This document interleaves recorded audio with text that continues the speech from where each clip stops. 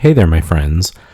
Well, it's super late. In fact, it's after 1 a.m. Well past 1 a.m. But I just made a tarot deck and I want to tell you about it. I've spent the last 2 months sort of furiously and crazily making some tarot cards that are Marseille inspired, but featuring a Halloween theme. I should say, I'm going to be coughing as I go through this. I have a cold. It's almost 1:30 in the morning, and I probably should be in bed, and yet I'm doing this because that's just the kind of crazy person I am. But I really want to share this with you. Here are some details I should announce off the bat. This is I'm not a tarot deck creator in the sense of doing a Kickstarter and having the ability to or capacity to go and find a printer and shooting that off to the printer and then getting hundreds of copies sent to me and mailing them out. That's not within my abilities as a human being right now, because I have lots going on. So what I'm going to do is I'm going to throw this up on GameCrafter. We all know that's not the best card stock. Excuse me. I'll try to go back and... No, I really can't. You're going to have to deal with me coughing. I was going to say I was going to edit them out, but I can't. Because exhaustion and, life. Anyway. So I'm going to throw them on GameCrafter. Not the best card stock, but actually I've gotten samples of my trumps from GameCrafter and Make Playing Cards. And the GameCrafter cards looked better, even if the card stock isn't perfect. I might, as after the Halloween season ends, go and do a Make Playing Cards version. They have better card stock. They have better options for boxes. I may do that then, but my thinking now is I want a copy of this to use ASAP, right? Because it's the end of September and Halloween is approaching. And for anyone who wants it, I want them to have the ability to grab a copy and use it. So I'm going to do that. And then there are some tweaks I might make and whatever after using it, and then do a Make Playing Cards version that you can grab after, and have a better box and cardstock and whatever. But the version that I have from Make Playing Card from GameCrafter is actually not bad. The cardstock's sort of fine. Yeah. So I'm just going to show you and talk a little bit about them. And so this is going to be the back. I had a few versions of it, but I decided that this is what it's going to be. And it's inspired by Marseille cards of years gone by. And I kind of like it. It's meant to look like woodcuts. And that's kind of the whole overall theme that we're going for here, is this woodcut, messy, kind of awkward Tarot de Marseille style art. It's all a little cuter than I think I had imagined when I started doing it, but cute's okay. We can deal with cute. But I wanted it to have that feel of a Tarot de Marseille, and I wanted it to feel, imperfect. I'm not an artist, by any stretch, but I am a perfectionist. And so I could have tinkered. And in reality, I should have spent at least 3 times the amount of time I spent on this as I did. But it was A, I want this for the Halloween season. B, the thing about the Marseille decks is that they were kind of awkward and weird looking on, because they were woodcuts and they were done cheaply.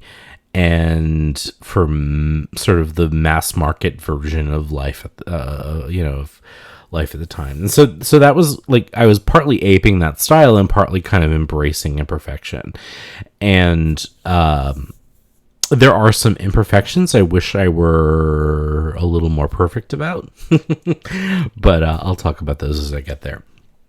So, if you look at like old Marseille decks, they have a very kind of similar. Not, I mean, obviously it's not bats and orange and black, but there's a kind of repetitive pattern like that to those decks. So, I did a couple iterations really quickly. I mean, this was all done so fast, like insane.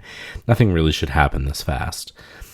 So, let's look at the trumps. This is a PowerPoint I threw together really quickly. PowerPoint was being very PowerPointy, and I just sort of like leaned into PowerPoint being PowerPoint. So I didn't make this perfect. I just wanted to show you what you'd be getting if you decided you wanted this. And I'm going to post this link like now, but I've ordered a copy with all the cards and the box, and I've had it rushed. So hopefully I should have that next week, and then I'll put a link to get it. I sort of want to see it before I make it available to anyone, just in case I fucked anything up. But yeah, anyway. So I'm going to share the trumps with you and just sort of talk about how they got where they are. So the first one is the Fool, and if you're observant enough, that's actually like a little cartoon version of me, and that makes a lot of sense. Actually, the first name of my channel was The Fool's Journal, which I thought was a clever name, so I've always thought of myself that way. But I love Halloween. I have since I was a kid. My parents told me that the first time I ever saw jack-o'-lantern when I was a baby, like my eyes lit up. And so this is kind of my homage to my own love affair with Halloween. So that's me there. Like as a cartoon, kind of looking hotter, I think, than I do in real life. But anyone with fangs and a cape does. And then the Magician. Now, I didn't number any of the cards. Yeah, I'm having a drink. It's really super late. Oh my God. I didn't number them so that, folks, if you got this, you could order it however you wanted to. But that's the Magician. And so the suits are pumpkins, candles, ghosts, and cauldrons, all of which show up here. For a hot minute, I thought that the suit of air might be brooms. And so they actually show up here too, but ghosts seem to make more sense.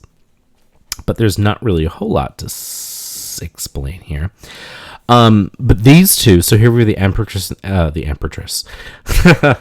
So, my mispronunciation there is helpful. So I decided to use French spelling, French language for the cards. And I made a few kind of deliberate choices here.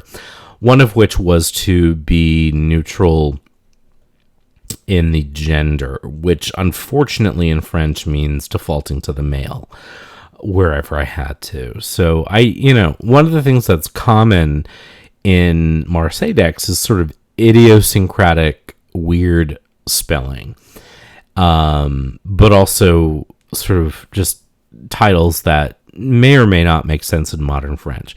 Now, I'm not a French speaker. I took it in high school. I relied heavily on Google Translate. But, yeah. So, anyway, you're going to notice some idiosyncratic nonsense when it comes to French here. Just that's sort of the thing I decided to do and be imperfect both in the language and in the art. So, in choosing, with the trumps, I really did try to be intentional because, it was fun.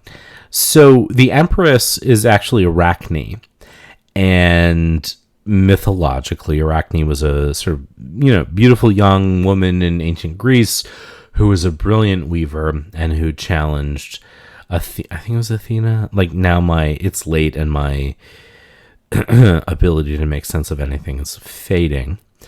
But she challenges Athena to a weaving contest and wins, and Athena freaks the fuck out and turns into a spider. And so that's my version of the Empress here. So there's sort of shadow and light in as many of these cards as I could make happen. So there's this sense of creation and motherhood and nurturing, but also kind of a little bit of a bite. The Emperor is one of the cards, like, it's fine. Having sort of a devil-like demon character here probably would make more sense for a devil, right? For the devil card, but I wanted something that was like authoritative, strong, complicated, etc.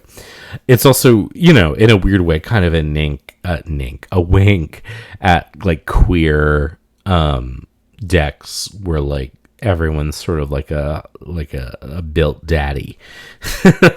So there's there's a little bit of kitsch there. Excuse me. So for the Pope, what I didn't put in here is the High Priestess, which is an owl. That was dumb. Anyway, there's a High Priestess that's an owl. I'm like, I probably like. Can I like? I'm gonna show you what she looks like quickly.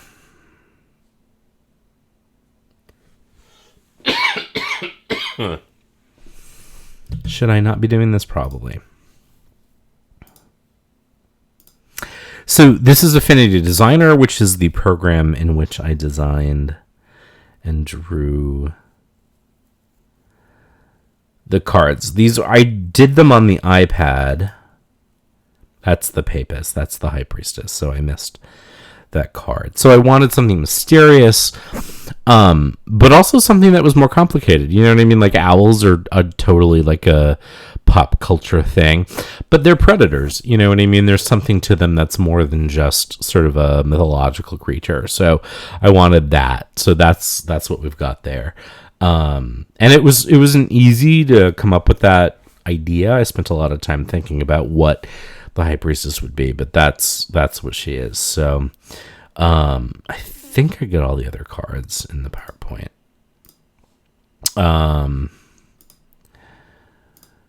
Yeah. So anyway, that was I fucked this up, right? Because it's super late. So yeah, the Empress and the Emperor. So the Pope is a ghost, and that just felt like excuse me. That just felt like, ancestry and history and tradition and things we try to escape from and things that we can't escape from, and like the layers of things that I associate with the Hierophant or the Pope, tradition and institutions and things we try to move on from and things we can't move on from. The Lovers, I did a couple versions in my head and then sketched a couple, but ultimately I tried to do something that was more traditionally connected to Marseille, Tarot de Marseille, and nothing was really working. And what I kind of really wanted was something that was just a little more neutral. And so this is this sort of head nod to tip of the hat to Great Pumpkin without actually doing it, because I don't super want to get sued. So that's where that came from. It's sort of a nod to Charlie Brown. The Chariot is the Headless Horseman. This kind of feels obvious to me. I'm not sure why no one's done it before.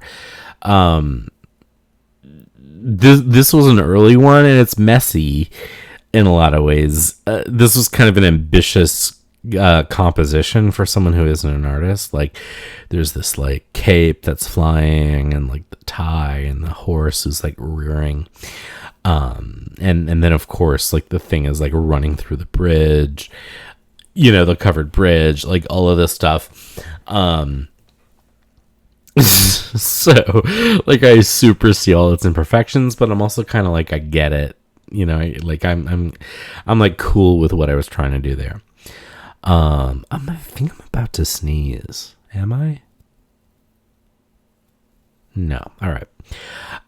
So yeah, that's the Chariot. Now, Justice, I went back and forth on. I had this idea of This is like a little more kitsch than I kind of wish it was. Like, I feel like if I were to do another version of this where, I have less of a self-imposed deadline, I might come up with a different version. But like, zombies are super popular, and so I was thinking, like, I don't watch Walking Dead, but my partner does, and I was thinking of Andrew Lincoln, but then I thought, like, who needs another dude in tarot, and like, wouldn't it be badass to have like a woman zombie killer? So that's basically where this came from.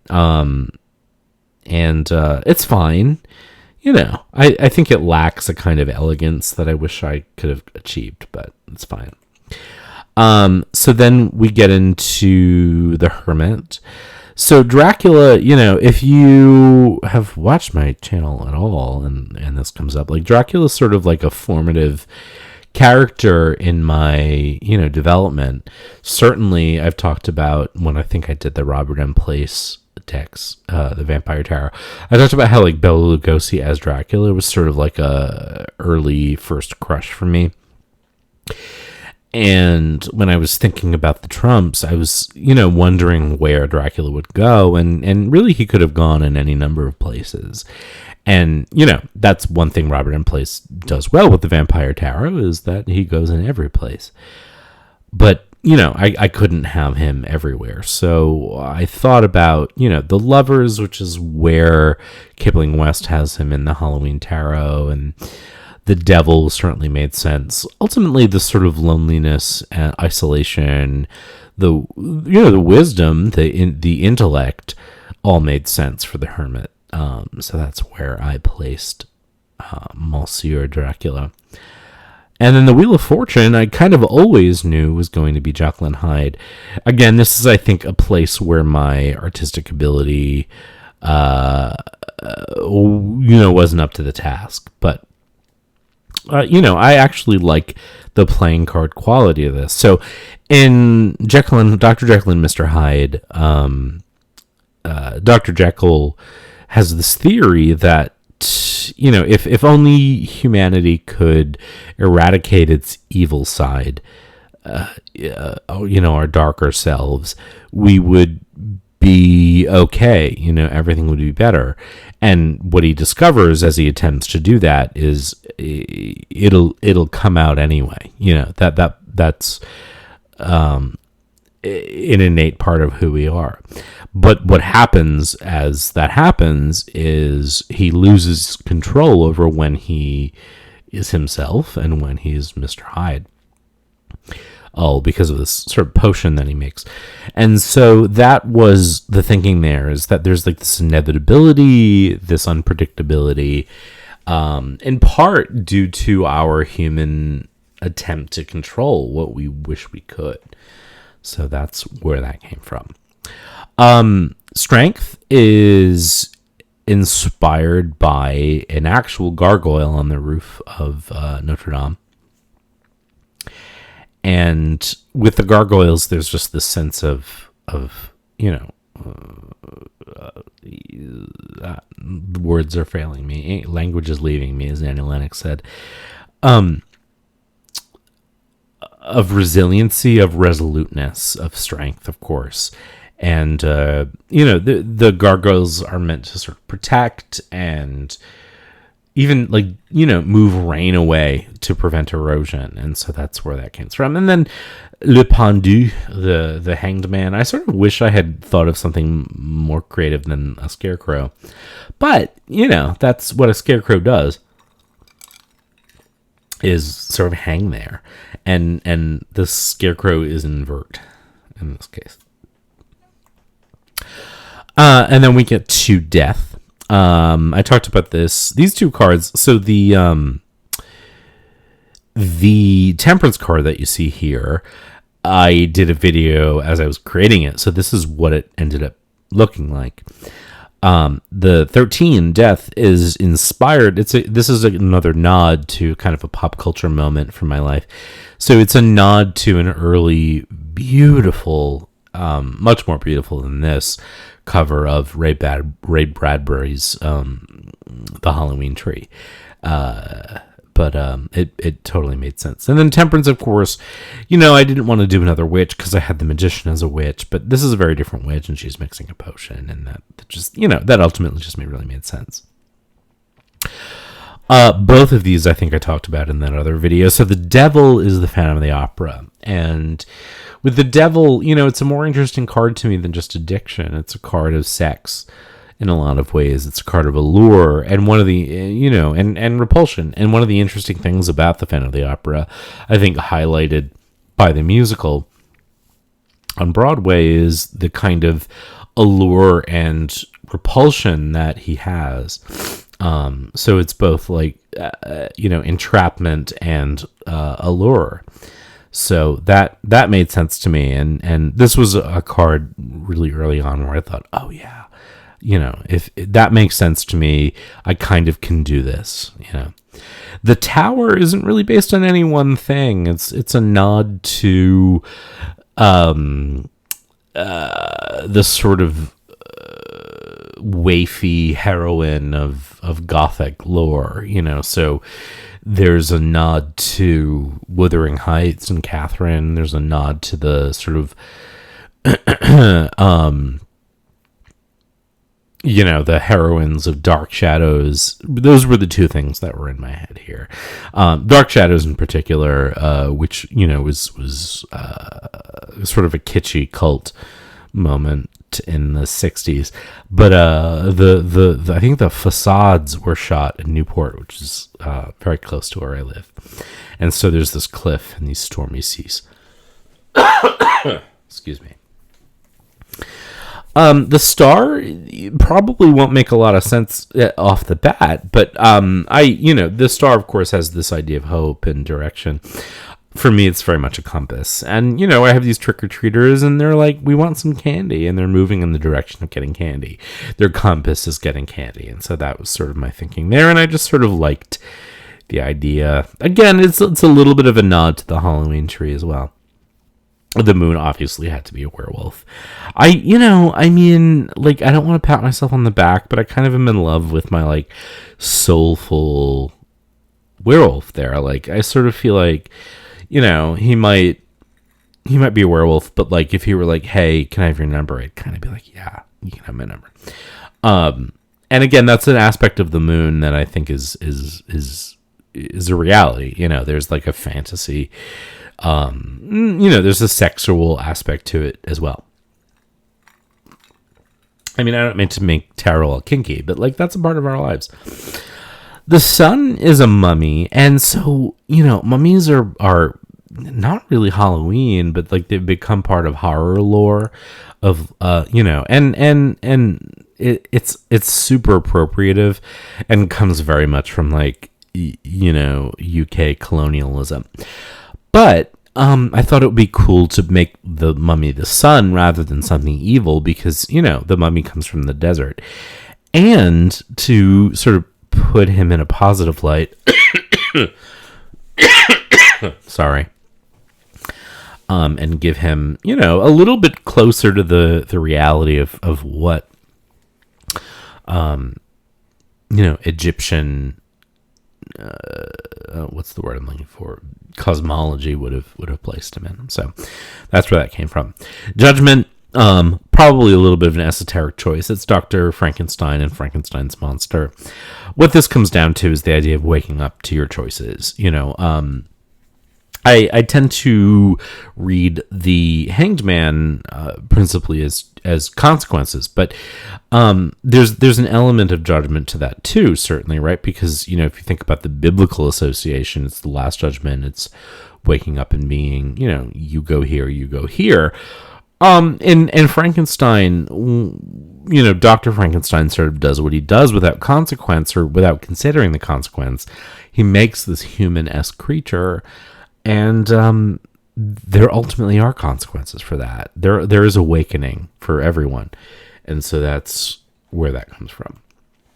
And then the world, is a trick-or-treat bucket with a boatload of candy. And actually, there are elements here that are sort of nods to my childhood. So, yeah, I won't, at the risk of like getting, in trouble. There are like candies here. There's like squirrel nut zippers and stuff like that. So those are the trumps. Now, I thought I would talk about the courts, because it's a Marseille style deck, so the pips are pips, but I did make some intentional choices. I had a real hard time with the courts, and probably were I not trying to do this so quickly, I would have taken more time with this. I decided, with the names of the courts, to think in terms of page, knight, king, and queen, but to give them, a more neutral title. And like, as I said at the beginning, that involved me kind of defaulting to the male pronouns, the male gender for French. Just whatever. That, it is what it is. But so I went with student for page, hunter. So student is étudiant, hunter is chasseur. And then I went for queen with facilitator or enabler, which is facilitateur. And then for king, I went with embodiment, which in this case is incarnation. Pardon my pronunciation. All right, so the student of candles. So the suits for wands, candles. For cups is cauldrons. For swords is ghosts, and for pentacles or coins is pumpkins. So this is the student, the page, and the knight or hunter of candles. And so when I actually did the court of swords or ghosts first, and for some reason they decided that they were going to be pirate ghosts. And then I did coins, pumpkins, and I did cauldrons. And they didn't really have a theme. And I felt like, well, I probably should do another theme for candles since, I did it for ghosts. And so I couldn't think of anything, but I decided to do this sort of like, probably not very like wise choice to do like these sort of monkish, druidish figures for candles. Because that just sort of felt, it felt, October. So the student of candle. Now I also chose a slightly dated translation of candles, a serge, for French. The French word that kept coming up for candles was something like bougie, which just felt like too, from American vernacular, it just felt a little too specific. So I went with like an older pronunciation or word. So here's the student, here's the hunter or the page and the knight, and then here's the queen and the king or the facilitator and embodiment. So what I decided about the queen actually was sort of a revolutionary thing. The queen, often the knight or the hunter in this case is the more active, but I decided that the queen was the facilitator, was the doer, was the sort of like maker of the suit. And so I tried to sort of embody that. And so the facilitator of candles in this case is actually making them. And then so we have cauldrons as cups. I'm kind of in love with these two, with my student of cauldrons, the sort of like adorably witchy student in this like kind of not very well engineered wheelchair. But one thing, this is very clearly tokenism, but one thing I feel like is missing from a lot of decks is differently abled folks. And I just wanted to nod in that direction. And, it is tokenism. He's the only one. But, I just wanted someone who was like witchy in my cauldron court, who wasn't traditionally abled. And so that's what you got. My hunter of cauldrons is this very handsome knight-like character. And you'll notice if you're paying attention, again, this is my sort of artistic ineptitude. All the hunters or knights have telescopes. So this is most clearly visible in the Chasseur de Serge, or the hunter of candles. But there he is, the hunter of cauldrons has it too. This looks a little bit more like a lotion bottle, I think, than I meant it to. But I one of the things I said was I'm going to leave anything that just was like not quite right, but that like was made sense. My facilitator. So originally, if you follow me on Instagram, these two cards were flipped, and so the one on the right, the what's now the incarnation, the embodiment of cauldrons, or the king of cauldrons, was the queen, and vice versa. But as I went along, I realized that the maker, the facilitator, was the facilitator. So the crown here on the left, this chef, was originally the king or the incarnation. But I thought, no, that needs to be switched, and so that's how that landed, and that makes much more sense to me. That this cook is cooking with a cauldron. And so now we get into the suit of swords, or fantôme, the ghosts. And again, like, I don't quite know why they were pirates, other than that, like, pirates felt like they wanted to be part of the deck. And when you see my suit of ghosts, you'll note that I they're very shapeless, and so this was just like my version of bringing shape. And I kind of here for it. It's not the most Halloween-y, but so there's the knight and the page and the knight, and then I'm kind of like excited about the facilitator of phantoms, the queen of ghosts, or the queen of swords, as this like swashbuckling. That's part of it. It was like the idea of swords and bringing that to the fore. But these like black and white sort of piratey moments. But this like queen of swords, this queen of ghosts, is, I think, pretty fucking rad. Like a bald, curvy lady, sort of swashbuckling, is everything to me. And then we get into the Court of Pumpkins. Now, this one on the left here, the Student of Pumpkins, is kind of my favorite one in the whole deck. Just like from a rhythmic musical standpoint, the movement of this card makes me happy. But I also love that this bitch is gonna fucking cut you. You know what I mean? Like, she kind of looks like the Wendy's logo, but she's also a little bit crazy. And that makes me really happy. And then, like, our sort of like happy hunter of pumpkins is just like another like sweetheart of like just adorableness. So I kind of love him too, and he has a telescope.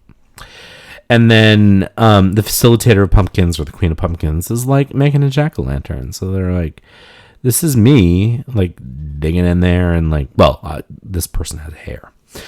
There was also an effort in a lot of cases to sort of create a gender neutrality, but like, again, pip decks don't have a lot of people on them. And then the king of pumpkins, or the incarnation of pumpkins, the embodiment of pumpkins, is this my aim actually here was to create a drag queen. I do not think that I made that happen. The other thing that you can't really tell is that she's all orange. Like, her skin is actually orange too. It's just a very like pale orange.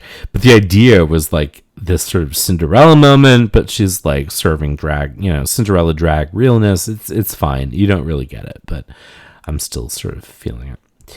And then my pips. And so I put these together, just again, PowerPoint sort of does what it wants to do, and I followed it. But so this is candles, this is wands, and so we have the ace. For some reason, the 2 is on the right and the 3 is on the left. So we have the 2, 3, 4 bottom right, 5 bottom left, like whatever. This I'm particularly fond of. I'm pretty proud of this. And then we have the 6 on the top left, 7 top right, 8 bottom left, 9 bottom right, and then the 10 is in the middle. And this sort of feels like really appropriate to me. One thing that you can't maybe pick up on is that I tried to create the arabesques, but also make them Halloween. And so, like, if you look here, these flowers, like if you look at a Marseille 4 of wands, there's these plants, but so I made these plants. You can't really see it. You'll see it when you order the deck. Is like made up of moons and bats. And I tried to kind of have themes. And so there's moons and bats and leaves and etc. You know, I went with like aesthetic, but I tried to keep a fair amount of consistency. So that's wands or candles. Cauldrons, I'm kind of proud of too. Like this 2 of Cauldrons is like straight up based on Marseille, and but also, you know, there's these like little shop of horror plants that are like, if you look, just sort of interspersed in various places, not on all the cards, but on several of the cards. And you know, what I did for each was I looked at the arabesques on each Marseille card, and I attempted where I could to match them. You know, it wasn't always possible. The other thing that I did was I didn't want to copy and paste the same piece over and over again. So if you look at the candles, if you look at the cauldrons, like I did sort of redraw. There are repetitions, like I copied and pasted various ones, but I came up with like 5 or 6 shapes and then, you know, repeated them, but they're not the same shape across the board. And so there's the cauldrons. So I did a lot of bats and moons and leaves in the minors. The suit of ghosts, you know, like, so first of all, I need to thank Colin from Prism and Company / the Ocean Dry Tarot for kind of helping me make this make sense. Like I said to him, you know, my suit of swords, like I'm thinking of this, I'm thinking of that. Like I really sort of want it to be ghosts, and I can't figure out how that looks. And he sent me, he's like, what if it looked like that? And he was right. And so the suit of ghosts, like, owes that to him, but I feel like my execution doesn't match my ambition in a sense. But and so this is the one I'm not quite happy with. It's fine, and actually people have said, oh, I really like this one. I think, you know, I think it gets where it wants to go, but I just sort of wish it had a little bit more music than it does. But as a suit of swords, I think it makes total sense. And so this was the themes here were leaves, pumpkins, and graves. I, you know, I mean, looking at it now, I'm a little okay with it. It's I feel like this could just have a little bit more music than it does, but it does, you know, feel appropriate for a suit of swords. The suit of pumpkins. This might be my favorite one, TBH. Now, if you look in the top left, absolutely a nod to old text. So I put my name on it. But actually it's upside down on this slide. What the fuck? But yeah, so and in this case I included corn as an addition. But I sort of feel really happy with it. So that is my Halloween Marseille moment. And I'm like super proud of it, and like, you know, OMG about it. Like, yeah. So, it's so, yeah. Tarot de Marseille, Veille de la Toussaint. This is also an old, outdated, name, translation of Halloween. It has to mean something about like Day of the Dead or All Saints Day. Right. Again, so, you know, I mean, here's my history with French, right? Like I'm French Canadian on both sides. My mother and aunts and both sets of grandparents spoke French. And then promptly forgot it before I was born. And French Canadian is different than Parisian French. Excuse me. But I kind of didn't care about getting it right and getting it perfect, because if you look at Marseille decks, they are incredibly idiosyncratic in their spelling and their choices. And I said, let's go with that.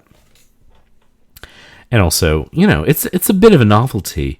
It's cute, it really is cuter than I intended it to be. Because me, like, cute is not my predilection. But it's a Halloween deck, and so that ultimately is kind of hard to avoid. But I really am proud of what I made and how quickly I did it. This started in a way as just teaching myself how to make more nuanced vector art, and then I because as I said in my video where I was making the Temperance card, that I do use vector art in my day job for more practical purposes, and I was just trying to sort of learn the finer points of doing that. But in so doing, I realized that I actually could make something that approximated with a wonky way the style of Marseille. With the trumps in particular, I really did elect to make choices that made mythological or